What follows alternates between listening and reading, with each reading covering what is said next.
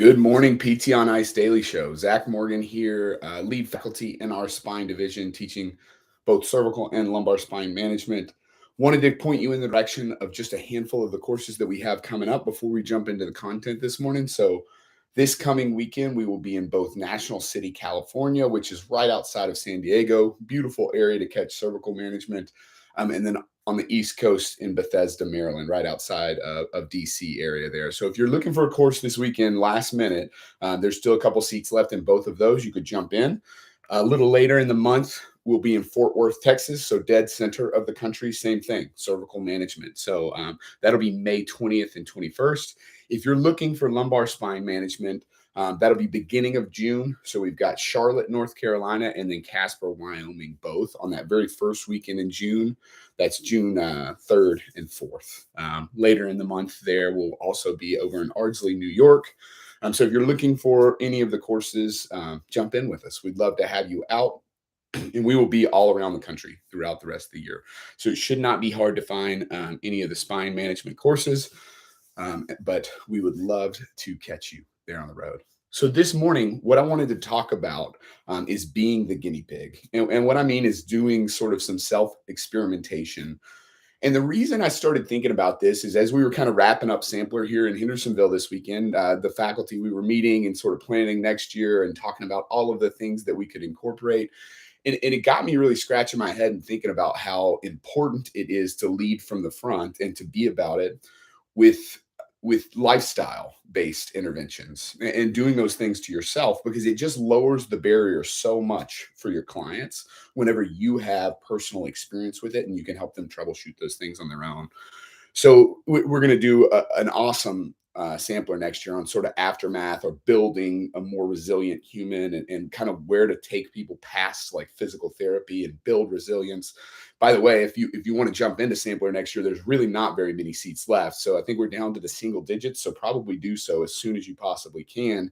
If you're wanting to join us over in Carson City, that'll be the end of April, 28th and 29th. We would love to have you out, but make sure you move quick if you're looking for a ticket there. But it got me thinking about being your own guinea pig and how self-experimentation can take you so far in managing the lifestyles with your clients. And I guess what really brings this up is every weekend, one of the biggest questions that I get when we're doing the lumbar or cervical course is how do you get patients to adopt these lifestyle management things? Like it's challenging to get people to change their behavior is really hard.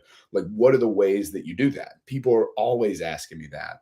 And I think there's a ton of answers here. I mean, one of which is motivational interviewing. You have to be really good at that. But at the end of the day, I think the job's just so much easier done if you have personal experience with lifestyle changes. So whether you're pretty dialed in and pretty healthy, but you're still tinkering, or maybe you've got a long way to go and a lot of room for improvement when it comes to your own lifestyle, I think there's no better substitute to getting patients to participate in these things than participating in them ourselves. I think back to, I mean, before even PT school, when I first got started in like the health and fitness space, this is probably like 2010. So 13 years ago, and how many things I've attacked over that 13-year period that have allowed me to gain some breadth of knowledge about different areas of health. I think it takes a lot of time to create lifestyle change, but there's no better time than right now to start doing it. And you think of people like Tim Ferriss. I mean, I remember listening to this guy's podcast way back in 2010 and even before, and all of the experiments this guy was running on himself. I think these things can do a lot for us when it comes to actually helping our clients make some shifts. So let's go into that a little bit, because again, I think we're going to be able to troubleshoot inevitable challenges that will come up when we've done these things ourselves. So what do I even mean by lifestyle? I mean, there's so much to unpack here, but we always kind of boil it down to the big three. You've got sleep, you've got stress, and then you've got diet or nutrition. Those are the big three things that how someone manages throughout their day-to-day, week-to-week, month-to-month, year-to-year life really seem to influence health outcomes. And that's musculoskeletal health outcomes, that's cardiovascular, metabolic, neurological, you name it. It's really the magic bullet in healthcare is kind of those three factors and how well people manage those. Sure, there are unavoidable things that can happen even if you do have a good lifestyle, but the vast majority of things that can happen to you are less likely to happen if your lifestyle is clean. And then if those inevitable things do happen, you're way better suited to sort of fight back from injury, fight back from sickness, back towards health. So let's just kind of peel back a few layers on each of these. And I want to hit you with a few targets or a few things that you might could work on in your own life, or some things to just run some self experiments on so that you can start to implement these things with patients. I think diet is the one that I get the most questions on at courses. So people are always asking about different dietary interventions and ways to go about diet. And let's just start by saying we're not dietitians, we're not nutritionists, we're not here to treat disease process with diet. But what we are here to do is help avoid disease process from ever starting to begin with. So we are more than welcome to utilize healthy diet education in our practice. The APTA wants us doing this. It should be a part of each interaction that we have in the clinic is to just help people understand how to eat healthier. So if you have type 2 diabetes, we can't give you the diet to fix that, but we could give you the diet that would help you avoid it to begin with. So from that, there's so much to dig into with diet. I think it's healthy and helpful to get some clear targets. I mean, one of my favorite ways to attack this with patients is like I think about the patient that doesn't want to change what they eat, which is pretty common. You'll often be interviewing a patient about their diet and talking to them about what they eat, and they'll push back and say, "Hey, I've been eating this way for a long time, and I really like this stuff." They may be aware that they're addicted to some of the things that they're eating, like sugar. One way or the other, a lot of people are very resistant to changing what they eat. And in those folks, I'd like to counsel them about maybe changing when they eat it. And so I would say to challenge you, the listener, like give a little bit of time restricted eating or intermittent fasting a shot in your own life. Alexis and I, we did this for about 2 years and really practiced, I mean, pretty much every day doing some time restricted eating. And it can look as small as a 12-hour fasted window. So something like an 8 a.m. to 8 p.m. feeding window, and then 8 p.m. till 8 a.m. fasted window. That would be like your lowest fasting window that I think you could get away with. But really moving more towards that 16 to 8 seems to be the sweet spot. So something more like 11 a.m. to 7 p.m. feeding window, or 12 a.m. to 8 p.m. Or 12 p.m. to 8 p.m. feeding window. Those are really meaningful. And the beautiful thing is you don't have to change what you're eating to get outcomes. You just change when you're eating it. So this is often pretty digestible for folks. And when you break down the fact that you're not asking them to change what they're eating, you're just asking them to hold the line and stop getting calories in past 8 p.m.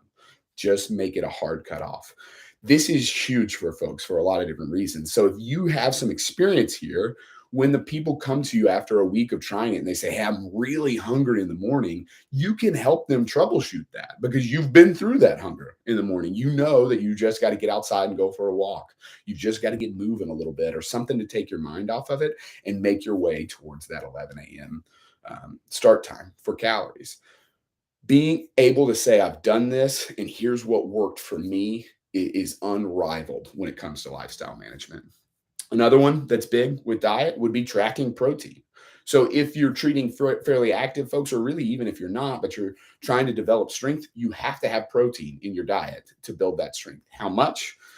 In active folks, we're looking for zero point 0.7 to 1.3 times your body weight in grams of protein, or I always typically just aim at the body weight in grams of protein for starters because it's easier to remember. So for me, I'm 190 pounds, so I want to eat 190 grams of protein. For that, that's hard. Like if you've never tracked your protein, actually getting 190 grams in is an effort. And so doing that yourself helps you help your client make that effort. So they say, "Hey, I'm only eating 120 grams." You know those little 20-gram bumps that you can pick up throughout the day. What snacks are effective? How do we manage that in your feeding window potentially? All of that is going to be very secondhand to you when you've done it yourself. The last one I would even try if I were you, and I did try this. a CGM for a little while, a continuous glucose monitor. So you can get the back of the arm one, or you can get the one that manages around the clock. So it's Dexcom is the one that manages around the clock. But there's a couple companies out there now. Levels Health is the one that I used, where you go online, you fill out some things, a doctor writes a script, they mail the CGM to your door, you pop it on your arm, pop it on your thigh, wherever you want to keep it, and it connects to an app on your phone. And you can actually see the metabolic response of eating carbs. You can see the metabolic response of a poor night's sleep or a lot of stress. You can see the metabolic response of going for a walk after you eat.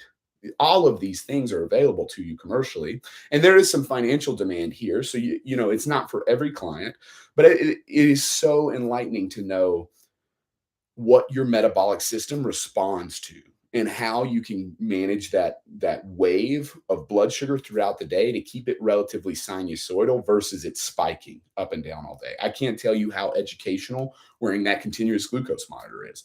So those are your big diet targets. Hit some of those. Pick some, get after them in your own life and see if it doesn't help spin things clinically when you're having these conversations. From a sleep perspective, obviously, I hope that we're all listening to the Huberman Lab. I hope we've all read Why We Sleep. There's such a plethora of information out about sleep, but I think keeping it simple, keep the schedule fairly consistent. So you, listener, like try to go to bed and wake up at around the same time each day. The better you do at that, the better your circadian rhythm reflex is going to be. Your brain will figure out when to wake you up, when to make you tired. The more consistent that schedule is, the better. When you wake up, getting outdoors is huge. So spending that first 20, 30 minutes that you can outside with the sun rising is massive. As long as you're getting this in prior to 10 a.m., this is huge for your wakefulness throughout the morning, throughout the day. It's also huge for that circadian rhythm. The last thing is caffeine. We all love caffeine, but delay it 90 minutes after you wake up. So I know that sounds crazy, but maybe getting outdoors and letting the sun wake you up, maybe doing a light cardiovascular effort. We love walking our dogs at this period of time. Just got back in from doing that. But that can be huge for building the wakefulness. Then you stack the caffeine on top and you have a much better period of wakefulness throughout the morning. You've got to avoid it in the afternoon because we all know caffeine's half-life is a lot longer than we wish it was. It's a minimum of 7 hours. And in some folks, it's way longer than that. So half of that caffeine is really having an effect on your brain for 7 to 9 to 12 hours after you ingest it.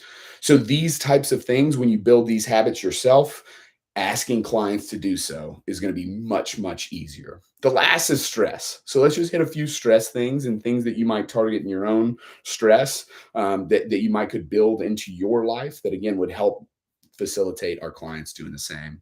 I think things like breathing are massive. So 4-7-8 breathing is one of my go-tos, a 4-second inhale, a 7-second pause, and then an 8-second exhale. We can do box breathing, start people out at 4 seconds. So they're going to go 4-second inhale, 4-second pause, 4-second exhale, 4-second pause, and repeat. Move that all the way up to 7 seconds if the person can handle it. But things like focused breathing. If you're not familiar with the physiological sigh, Andrew Huberman talks a lot about this, right? Drawing that huge breath of air in through the nose, capping it off with just another little breath of air through the nose, and then a forceful exhale through the mouth. Right? Repetitively doing that physiological sigh can have a meaningful effect on our sympathetic nervous system and ramping that down and ramping up the parasympathetic nervous system. Doing these things is so helpful. We all know mindfulness practice is important. So whether you're doing Headspace, Calm, Insight Timer, you name it, or you're just chunking out 10 minutes a day to practice mindfulness, doing these things lowers the barrier for your clients. The last one I'll bring up here is gratitude journaling. We all have those patients that are negative, right? They're negative about everything. And it doesn't matter if they're doing better or doing worse, they're still going to come in with a negative attitude. We've got to help these people rewire their neurons. Their neurons are bending towards negative no matter what. Get that person doing some gratitude journaling. Do that yourself so that you can help them lower that barrier. Pick 3 activities from the day that you're grateful happen. They need to be specific. They don't need to be repetitious from day to day. The more their neurons can process what they're grateful for, the more they'll be able to do that throughout the day and the negativity will drop. So team, the big thing I want to kind of wrap this all up with is we can't do all this at once. Like I told you at the beginning, this has been a 13, 14-year pursuit for me of trying to dial some of these factors in, and I'm still constantly tinkering. The big thing is you need some experience in these domains if you're ever going to challenge your patients to get after them yourself. It is so much easier to help people realize what the barriers are and avoid those barriers when you have personal experience, when you've done the work yourself, whether that's on your diet, on your stress, on your sleep, or all three. You've got to do the work yourself because that just makes it so much easier to troubleshoot for patients. That's so much better than reading a research study or having someone tell you about it. Do it yourself. Pick one or two of these things at once and chip away. There's a plenty more that you can work on. I just wanted to hit you with some top tier ones that I'm often working on with patients. But start playing with one of these factors tomorrow. Set the clock for the same time, bed and wake, you name it. It doesn't matter to me. Just pick something and start picking on it. You will see that it becomes much easier to breach these conversations in the clinic when you do so. Team, that's all I've got for you this morning. Hope to see you out on the road soon. I will be back on the podcast at some point, bringing you a little bit more. But let me know in the chat if you want, if you're having any type of hard time picking which one. We'll pick the lowest hanging fruit one together. Hit me with any questions that you have about these lifestyle changes. Thanks.